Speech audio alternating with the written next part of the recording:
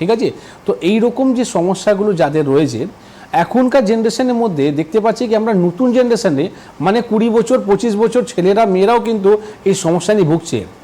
শুধু প্রেম করাই নয়, একটা প্রেম করে আমি বিয়ে করতে পারলাম না, একটা মেন্টালিটি বলে একটা বা হার্টের বলে একটা মার্কেট টর্চার হয়েছে, সেই কারণের জন্য আমি সমস্যা নিয়ে ভুগছি না। প্রত্যেক দিন আমাদের টাস্ক, ঠিক আছে? বাচ্চারা যখন স্কুল যাচ্ছে তার একটা চাপ আছে কি আমাকে টপ র্যাঙ্কে আসতে হবে, যখন দেখলেও আমি ফেল হয়ে গেলাম সে কিন্তু নিজের থেকে ডিপ্রেশনের মধ্যে ভুগতে থাকে। তো এই যে ডিপ্রেশনে যাওয়া, অ্যাংজাইটির মতন জায়গায় যাওয়াটাও আস্তে আস্তে করে সমস্যা ধারণ করে এটা। তো আমি আপনাকে বলবো কি যদি আপনার ঘুম ঠিকঠাক যদি না হয় আপনার ব্রেন কিন্তু মরে যাবে, এটা মাথায় রাখুন। একটা মানুষের কিন্তু ঘুম খুব দরকার আছে। আপনি যদি নিয়ম মতন যদি ঘুমোতে যদি না পারেন তাহলে কিন্তু আপনার ব্রেন আস্তে আস্তে করে ডাই হয়ে যাবে, মরে যাবে।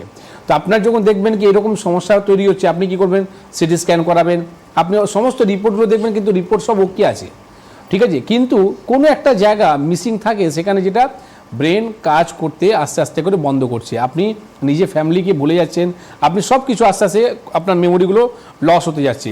আপনি দেখবেন আজকে নতুন যে জেনারেশনটা রয়েছে তারা কোনো কথা যদি বলা হয় বা আমরা স্কুলে যখন যাই আমাদের টিচার কি করে, আমাদের টিচাররা যখন আমাদেরকে পড়াশোনা করায় তখন আমরা কি করি, একটা কপির মধ্যে লিখে নিই। কেন লিখে নিই? যাতে এটা মেমোরি রইল আমার, আমি বাড়িতে গিয়ে আবার এটা রিভিশন করতে পারবো, আবার এটা পড়তে পারবো কি স্কুলে কি পড়াশোনা হয়েছিল। কিন্তু তার মধ্যেই ক্লাসের মধ্যে 72 স্টুডেন্টের মধ্যেই কোনো একটা স্টুডেন্ট আছে যে কপিতে নোট করে না, আর সেই কিন্তু টপ করে। শুধু কপিতে নোট করাই মানে হয় না কি টপ করব, ঠিক আছে? আপনার ব্রেন কতটা কাজ করছে, দিস ইজ ইম্পর্টেন্ট।